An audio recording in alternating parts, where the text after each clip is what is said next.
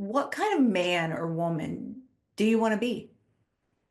Who is that? Like, what kind of man or woman do you want to be? Have you ever done inventory on yourself? Have you ever sat and thought about who you are and your thought processes and your life? And like, is that who you want to be? And if not, who do you want to be? Mm.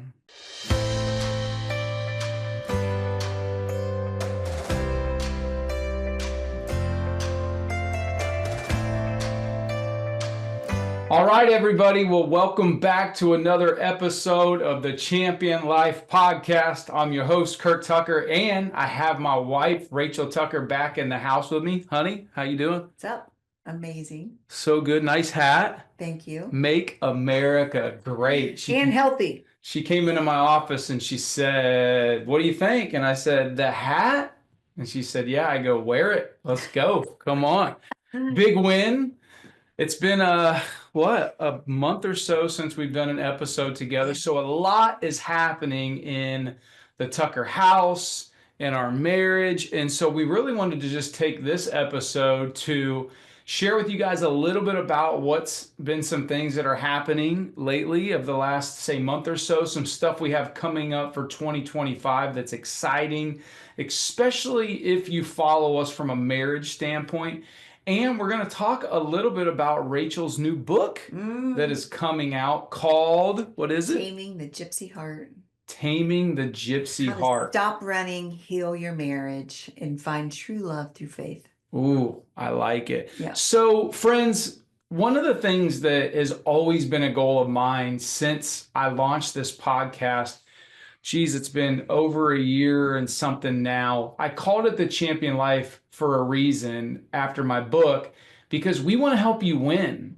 And a champion life is all about winning. It's all about having a life of what we like to call abundance and freedom and victory, where we're winning in every single area of our life. And really, other than your relationship with Jesus, if you're a person of faith, that should be your first and focused relationship. But it's marriage. And I've had this conversation, honey, with people. Matter of fact, I was just having it with a person the other day, where it's like, isn't it unique, one of my coaching clients, when like things at home aren't running on all cylinders, life sucks. Yeah. Like it's no fun. And so recently, you and I decided to really level up in the area of marriage. And we've had, in my opinion, not just a good marriage, but a great marriage for a while. But there's good, there's great, and then there's world class. And so we decided to join a mastermind with Keith and Sheila Kraft. So let's just talk a little bit about why we did that. Like, why the people that listen to this podcast and they hear us talk so much about the areas of faith and fitness and family and finances and fun, but why was that a major goal? Because you set that goal like 3 years ago. Why was that such a big goal for you? Why was it a focus? Yeah, let's just talk about that for a second. It's kind of the reason I wrote this book, Taming the Gypsy Heart. It's the journey that I took in the last couple of years through my own seeking out a coach. And, my heart has always just been for Jesus.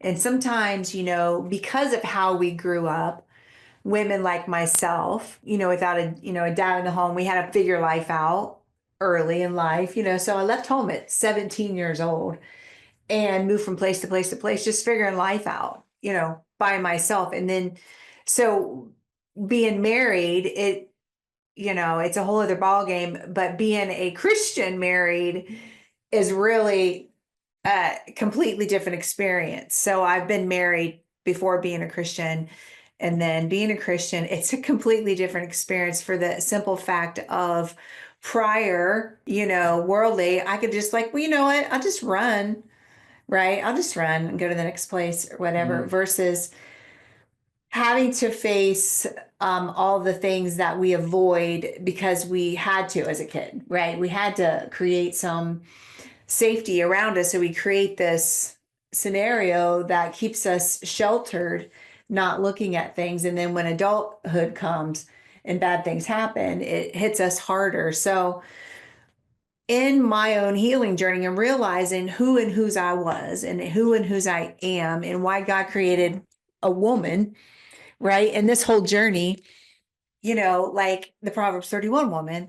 And if you understand the word easier, and I've broke it down several times before about where the chiseler, like Sheila Craft understood the assignment. Mm. Yeah, because She understood the assignment. And that's why, like, when we came across their pass through an alignment with somebody else, because this is what people miss. You miss these divine, we've never probably, maybe eventually we would have heard of them, but I started to study them and watch them, and I really was drawn in to the leadership style, because I was looking for that at the time because I felt like everybody else cowered away, and there were a few of us that stood up and said things, and he was one of them. yeah, And then it led me talking during COVID. Yeah. Yes. And then just watching her and understanding now on the other side, like, the reason he is a man of greatness is because a lot to do with her. Yes. And who she was as a wife. So that was the main reason. Long story short. Yeah. As to why we sought them out specifically. Because I mean, this was a significant investment, probably one of the largest investments we've ever made from a coaching standpoint. But one of the things that I talked about on an episode, maybe 2 episodes ago, was proximity is power. Yeah.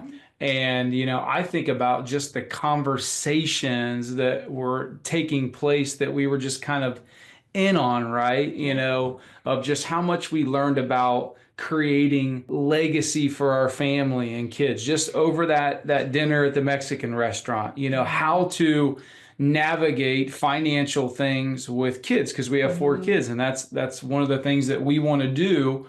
And, it was just anything and everything. Yeah. You just basically, like, they over delivered. Yes. First of all. So basically we're just basically getting to just glean and like just learn and grow. And then also, like, with the other couples from all different, you got young, you got older, you have, people that are closer to their age, like from all spans of life. And it was just such it's awesome. Yeah. So what we always think about doing as coaches and just in our marriage in general is, we want to continue to learn and grow. So not only can our life, our marriage, our businesses go next level, but also the people that we work with and we help, right? It's really unique, just on a totally different subject of crypto, of just hiring a crypto coach and how much that has impacted us in the last month. But then You got a return immediately. The return has been incredible. Yeah. But the coolest return is not literally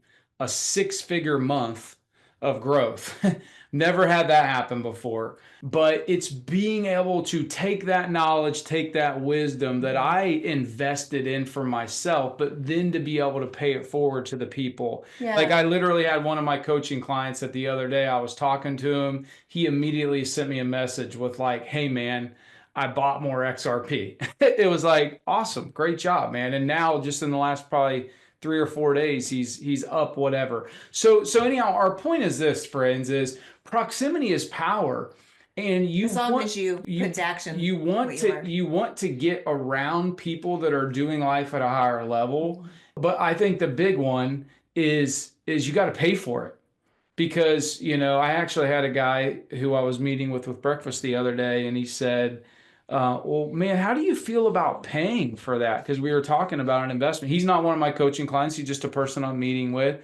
And he goes, because can't you get that? Like, can't you find things these days? And I said, you can find anything these days. You can find pretty much anything. I go, but what would have taken me hours and hours and hours of trying to necessarily bolt down on finding certain wisdom and advice, I might not have either got it specifically, or I might not have had the confidence to pull the trigger because I was a little unsure, right? Mm-hmm. I said, but the big thing is the accountability. The big thing is that, hey, listen, if we talked about something and together we came into the conclusion that this was the best course of action and path that we should do, when I come back in a week or two and I say, hey, listen, here's what we talked about doing, and that coach asked me, well, did you do it? I don't want to say no. Yeah. Because I would have wasted that person's time, right? And it's speed. We pay them for speed. Yes. Right? So when you're thinking about things you want to take action in your life, like for you ladies out there, Rachel's sitting here and saying and being very vulnerable about over the years, you weren't necessarily always the one that was willing to just submit, right? Or trust, It's let a me trust thing. let me lead, Yeah. let me do that. And I think the moment that, and I was vying for that, by the way, men, like I was kind of like almost like just let me do this. And I feel like you've done that recently, and I feel like our marriage just continues to grow and thrive. And once again, men, a lady has no problem submitting to a man who is not trying to get her to submit just so that he can be a dictatorship, but so that he can lead his family and he's underneath the reins of God and seeking wisdom first there to be the spiritual leader. And now because of that, now it's easier for the wife, right? So anyhow, but let's just speak to the people when it comes to, like you were talking about in your book, for the ladies that are out there that are listening, or maybe husbands that have wives that, are go-getters. That's the next book, is for the husband of. Yeah. But let's just talk, like, I mean, because we're both very type A driven people, guys. And so if you're in that type of a relationship where you have two very strong people that are kind of like, hey, we're gonna take the hill, we're gonna do this and that, sometimes that can be difficult for people. So, what has it been like for you as a person? Because you mentioned earlier, like normally when we face tough times, you can either fight, you can flight, or you can freeze. So some people just fight. They want to fight tooth and nail, and that's what they do. Some people run, right? They fly. They just want to get out of there. They don't want to try to deal with any issues. And then some people freeze, like they don't know what to do, right? So you mentioned a couple things when it came to, your book and how you've changed. So what would you say would be a couple things that now you feel like when we get into tough situations in our marriage, that you handle things differently now? Well, I think it's just my focus has always been, and intuitively enough, I feel like, because I was baptized with the Holy Spirit at the time of convert, like at the same time, and I just intuitively knew that I had to focus on myself, and I couldn't focus on you. That it was just a natural thing, and it happened right away.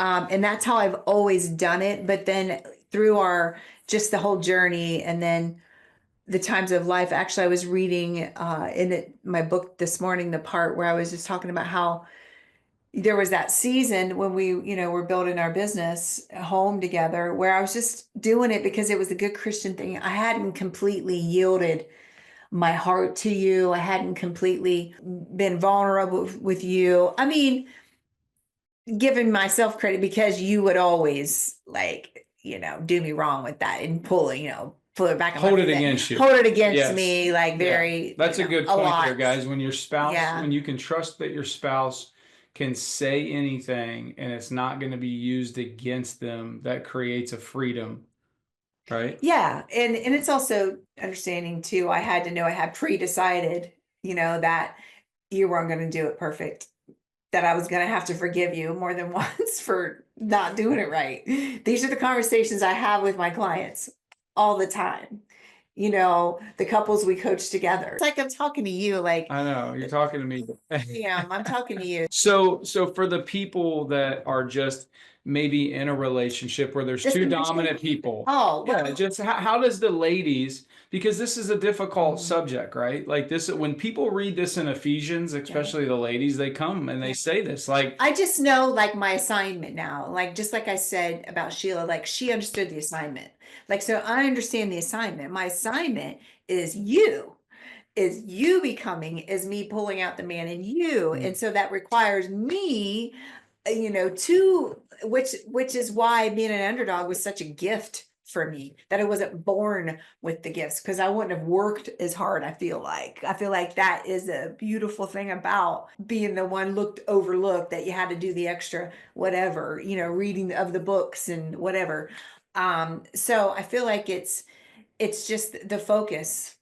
Right. And the focus was, I want to be obedient, and I understand the favor of God. Right. And the favor of God means we get rewarded, and we get the favor of God when we are obedient, when we are good stewards of all the things given to me, one of them being you Yeah. and our children and every Maverick, She mentioned our dog, guys.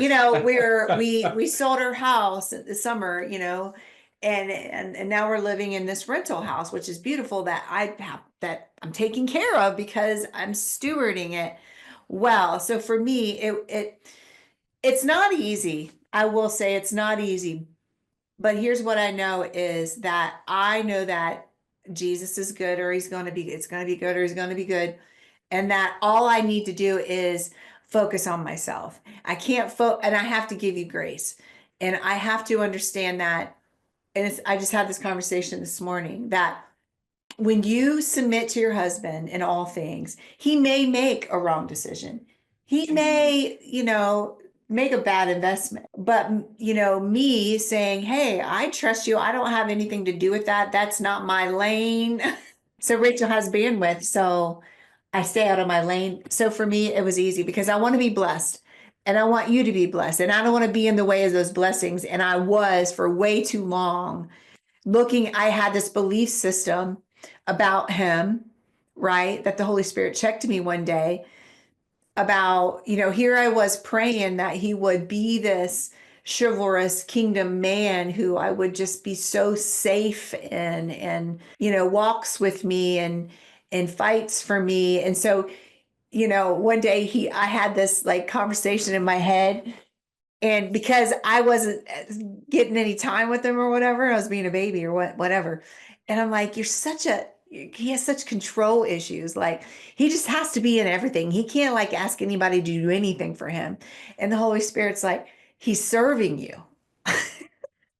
And I'm like, oh yes, he was serving me. But see, I created that belief system in my head that spoke over and over and believed over and over until finally, I got checked on it, and it was. Now I do believe this is an area that we should work on as far as offloading some things or trusting, like especially me with certain things, like there's some things that I don't want to know about or really care about. Like I don't know how much anything costs and all that. Like, so like when you were talking about 100 grand up, I'm like, really? Yeah. I didn't have a clue about all that. And that is a piece in of itself.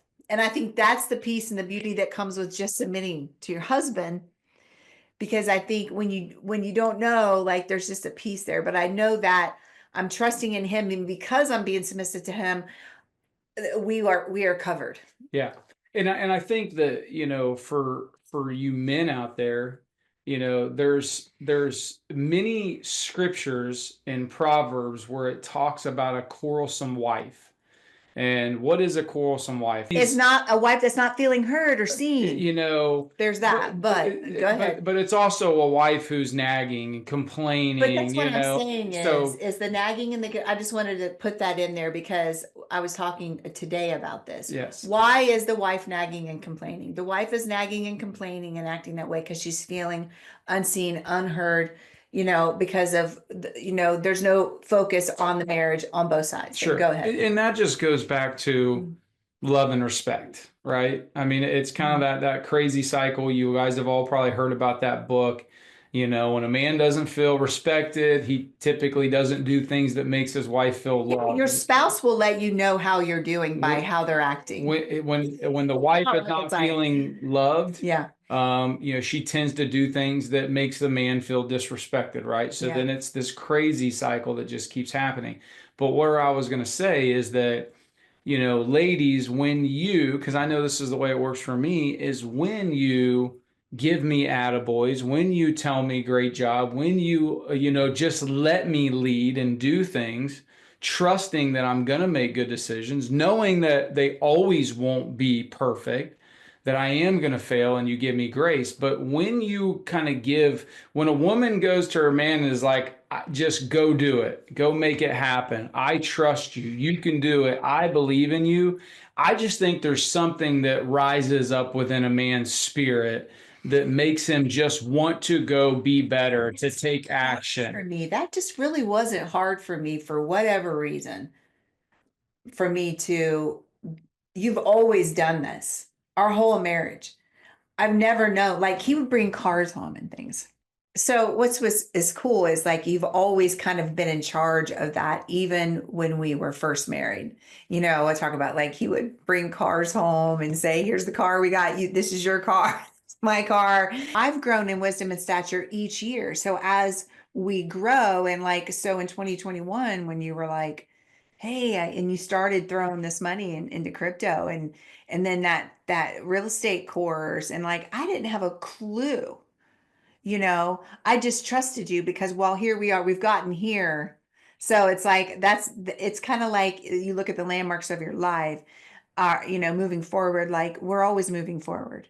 Even and that's the thing with obedience and being submissive to your husband is even if he takes a misstep, it's okay.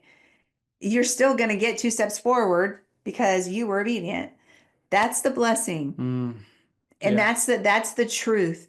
And that's one of the truths that you have to hold on to. And it's Luke 145 that says, "Blessed is she who believed that he would fulfill all of his promises to her." And I just want to say this Mm. for you guys, for you marriages out there, and this really can go for any area of your life, but specifically in marriage, is that your perspective is so important. And there's a saying that I really love. It's when you change the way you look at things, the things you look at change. And so you said, taking 2 steps forward, right? Mhm. And how many times I hear people say, I'm doing this, I'm doing that in my marriage and my business and this, that, the other, and I just feel like I'm taking 3 steps forward and 2 steps back. Like people say that over and over and over again, and they always say it in a negative context. And I have to like tell them, hold on for a second, really think about what you just said there. You said that you took 3 steps forward and 2 steps back.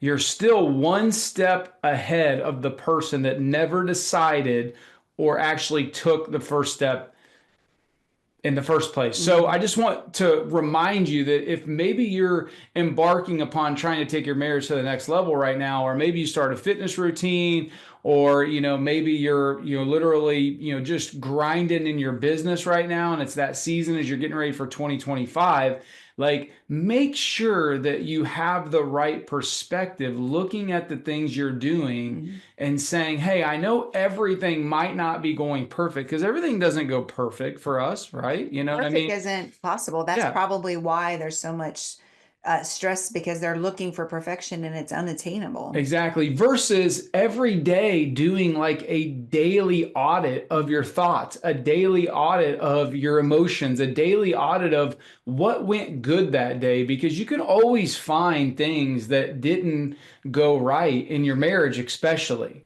Right? We call it the 80-20 rule, right? Like if we can just focus on the 80% that we love about each other and the 20% that's quirky, the 20% that maybe we just don't do right or It's the whatever. whole renewing of the mind process. People don't realize like sanctification requires your participation. It doesn't happen overnight. The renewing of the mind takes all kinds of new belief systems, and it's a process over time that just here recently, like I'm just telling you, like because if you're not focused on growth, like so Curt and I are focused on growth, Yeah. because we have people that we're coaching and we have to honor that and it increases our value, so like we're very much focused on growth. But when you're talking about focusing on growth, what you were Yeah, talking about was renewing of the mind, yeah, renew the right? mind, yeah. And so, many times, friends, what you're going to have to do, and I write a whole big section about this in my book,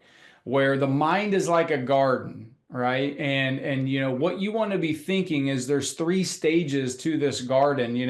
When you're planting a garden in the spring, you don't just go out there after a long winter and all kinds of things have, literally came into your garden, and they've blown a bunch of crap all over and animals have got in it and weeds have grown all over and whatever. And you just don't start planting, right? Like you need to go out there and actually tend to the garden and prepare it and get it ready. So you're going to need to literally prepare the garden to grow. So now all of a sudden, once you remove all these weeds, and for some of us, these weeds are not anything that's of an issue. There's things that are rooted that we literally have to really dig deep to think about. Like we've had some stuff in our marriage, right?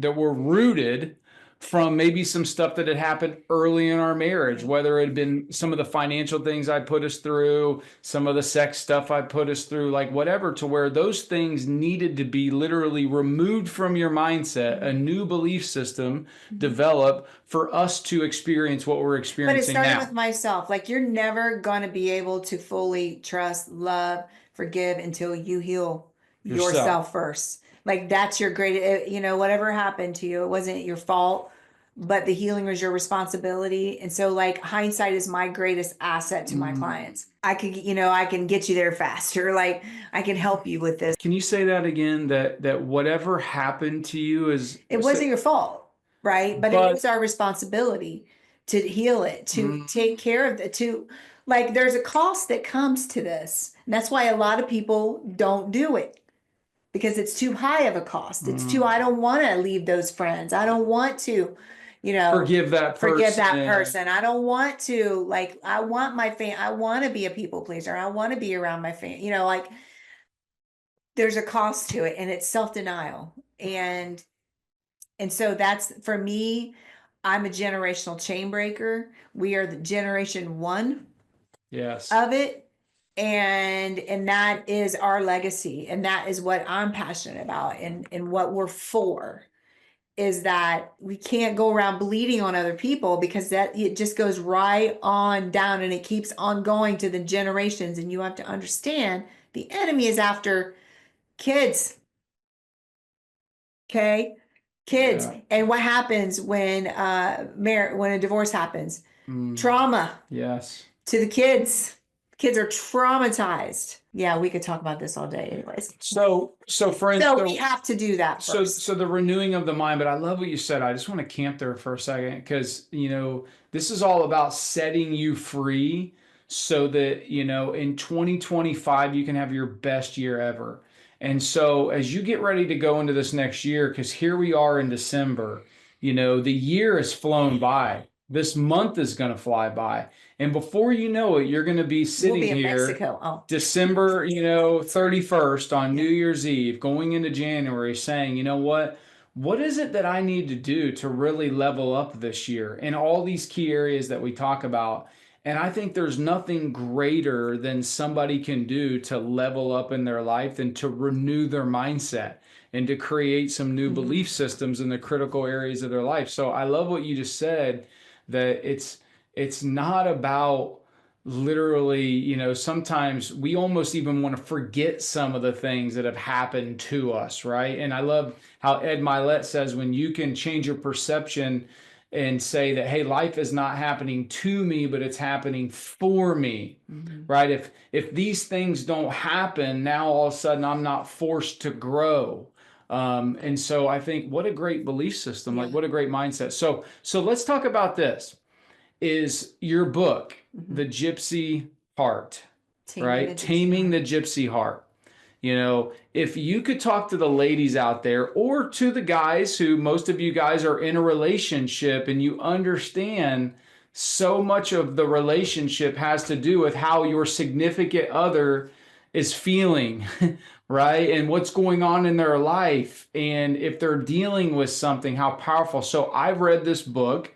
How you can help her. Yeah. It's powerful. It's going to be incredible. Just real quick, why did you write the book? What was the main reason why decided to write this book? Well, our books, like this book, it's it's like the one that has been inside me my whole journey with Jesus leading up to now.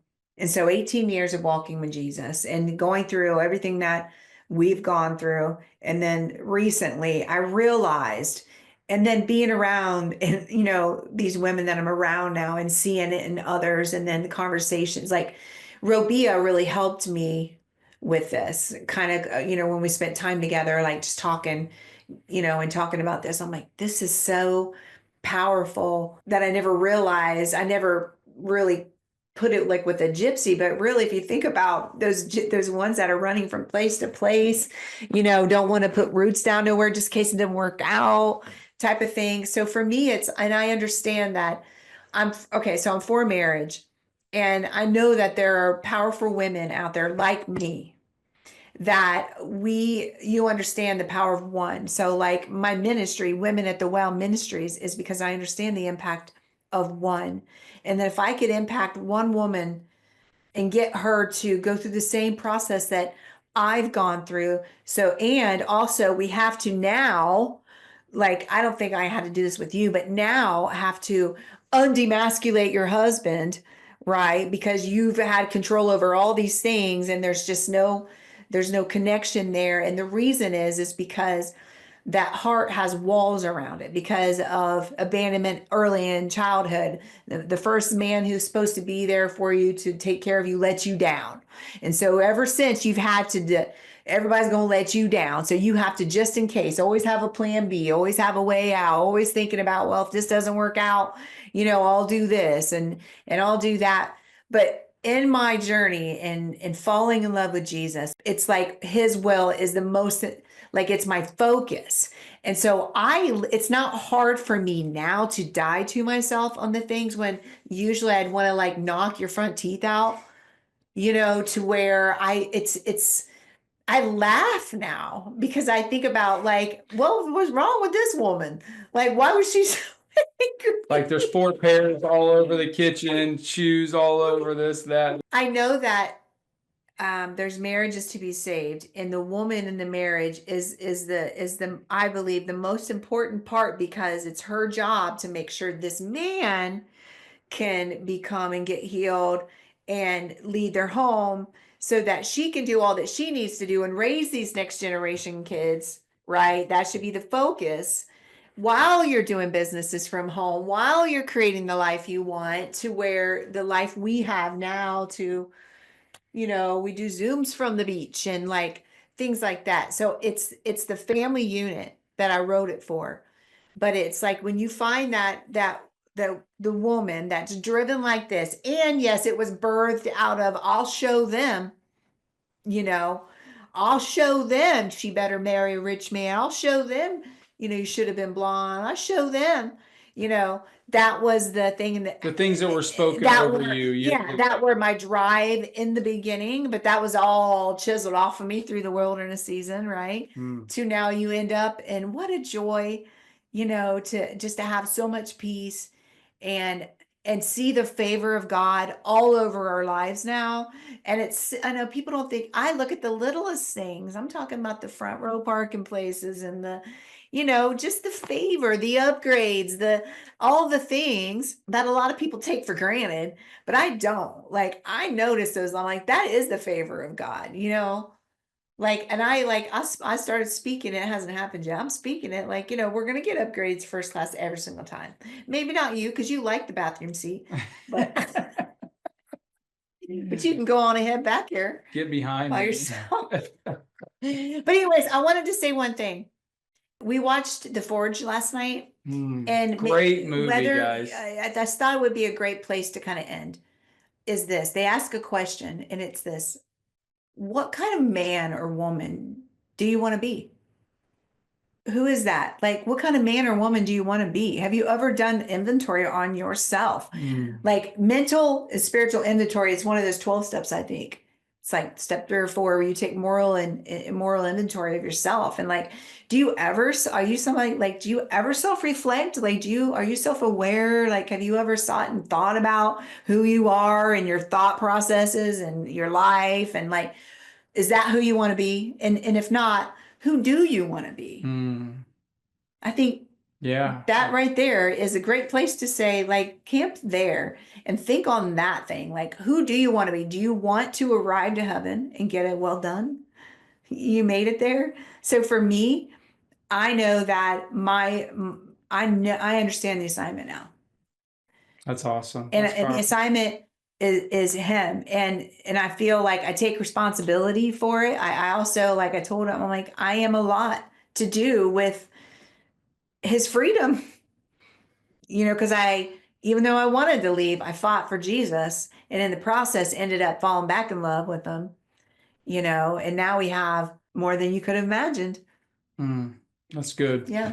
That's good. So the book is going to be coming out here in a couple of weeks, so stay tuned to that. Just be looking out on our social media on either mine or Rachel's. I got a whole bundle, actually. It's got a companion journal with it that's beautiful, and reflection questions, and it's just a very beautiful work. And Is this going to be like a Christmas gift potentially? Maybe. I know we're I just know it coming was down the wire here most on it. cathartic. I'd say this most cathartic 4 hours I've had in a really long time. I rarely sat in my office one day and just like knocked it out. There was like tension in our house or something. And I sat in my office and I left there so free, more free than ever. So yeah, I'm following the leading, because normally, if you know me, I run fast and break things. Shoot, ready, aim. And so I'm really going with the Lord's timing, and I'm not rushed, and so it's going to be amazing, and it's going to be like the best. And I hope that you'll come on the journey with us. There's going to be a whole launch team with goodies and extras and previews. And I hope that, if you've been following our journey, like for the last 18 years, we would love for you to continue on that journey with us and be a part of that. So just stay tuned for that. Love it. I love it. Well, friends, listen, I want to leave you with this. What kind of man or woman do you desire to be? What kind of husband, what kind of wife do you desire to be? What kind of father, what kind of mother do you want to be? What a powerful question. That there's something about powerful questions that give us powerful answers that lead us sometimes in a completely different direction that ultimately change our life. So I want to leave you with those questions today, friends, and encourage you to take time. It's one of the things that we do with the people that we coach, is one of the first things that we always help people do. And if you struggle in this area, then you might need help with it, but it's getting clarity. Because once you have clarity on what it is that you want, who you desire to be, these things, it opens up a whole new world. Okay. Now all of a sudden you can begin to start dreaming. You can begin to start thinking things and the possibilities. And I love the saying in the goals, when you set goals, is a goal is all about who you become in pursuit of those things that you want. So it's all about you becoming more. It's all about you finding your true greatness in life. So I love that question, honey. Thank you for that. And I want to encourage you, friends, take time to answer those questions and see what answers your spirit gives to you. So, hey, thanks for tuning in to another episode of the Champion Life Podcast. We love you guys, and we'll see you on the next episode. God bless. See ya.